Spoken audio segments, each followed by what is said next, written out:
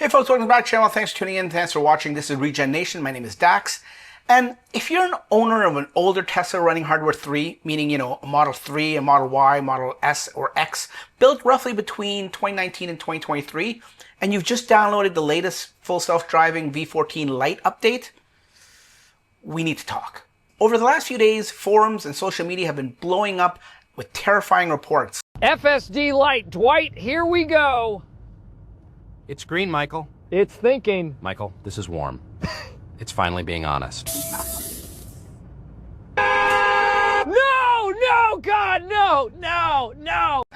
Yeah, it's a little scary. Owners are watching their onboard FSD computers push past their normal operating limits, soaring into the high 90s and even past 100 degrees Celsius. What we're talking about is sudden mid-drive disengagements, red hands flashing, dead ECUs. So in this video, we're going to break down the timeline of the V14 Lite rollout, why hardware 3 computers are literally cooking themselves, what Tesla isn't telling you, and most importantly, a simple physical trick hidden right under your frunk that could drop your computer temperatures by as much as 25 degrees Celsius. Let's get into it.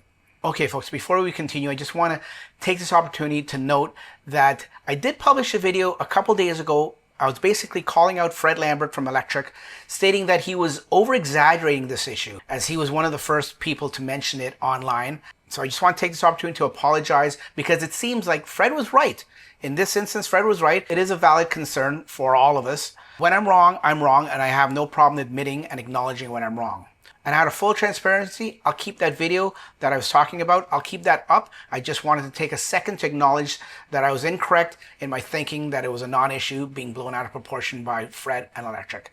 Now back to the video. So first off, to understand how we got here, let's look at the timeline. Back in late June, Tesla quietly started, and when I say quietly, they were known that they said that they were going to release FSD Lite in the first half of 2026. So we were getting near the end of June and we were all anticipating when it was going to come out. So let's just say they quietly or non-quietly pushed out a build of FSD 14 Lite to a select group of early testers. This was huge because hardware 3 vehicles and all their owners had essentially been stuck on older architecture for over a year due to the hardware constraints. So they put out a few versions to the early people, like I said, and then on July 21st, Tesla pushed out a wide release. That version was called 2026.20.6.11. It was labeled FSD 14 Lite, essentially a heavily distilled, squeezed down version of the massive V14 neural network model originally built for hardware 4 cars. Now remember, hardware 3 computers are severely constrained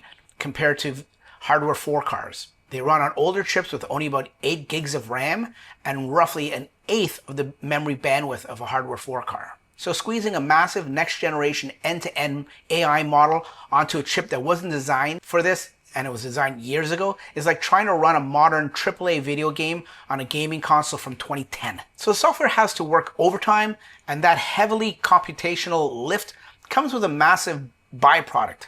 It's called heat. So let's look at the numbers. Under normal conditions, hardware 3 computers are designed to operate safely between anywhere from 0 to 90 degrees Celsius for winter and summer.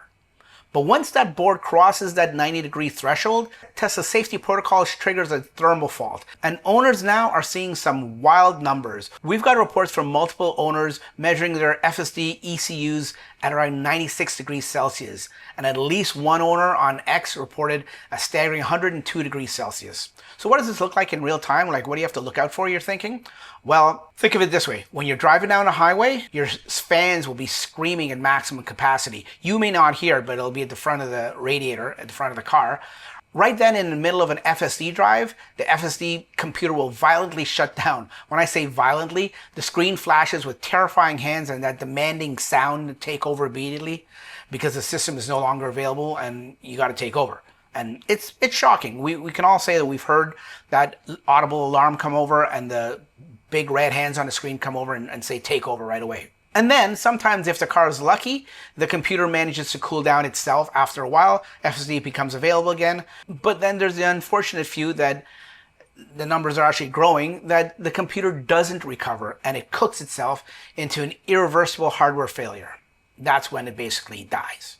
Not the car, but the FSD computer. This brings us to the financial elephant in the room. how much does it cost to fix this if things go that bad? So if you're lucky enough that your car is still under the basic vehicle warranty, or if you've got an extended warranty agreement, it'll be covered. But if you're out of warranty, which most people are, any 2019s, 2020s, 2021s, they're going to be out for sure. And if that's the case, you're looking at a brutal replacement bill. Replacing a Tesla FSD computer generally runs anywhere from about $2,500 to $3,000 US, which is about 3,500 Canadian. Maybe 35,000, who knows.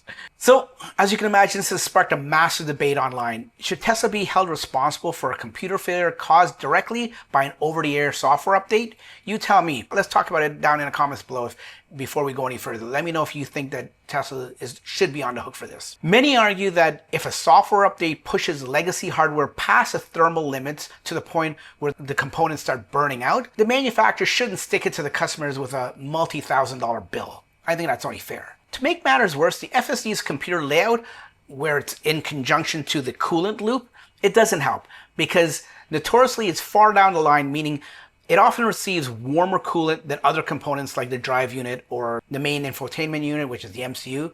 So all those get cooled better with coolant than the FSD. So I don't know if that's a design flaw or not. Meanwhile, Tesla hasn't officially released a public statement addressing all these specific thermal spike complaints. It's been actually radio silence since this has come online. And let's face it, owners are left sitting in complete limbo, driving around in the fear that their car's computer might be the next one to fail. I mean, I know it's crossed my mind. I got a big road trip coming up, and it's the dead of summer. I'm wondering if my car's going to overheat.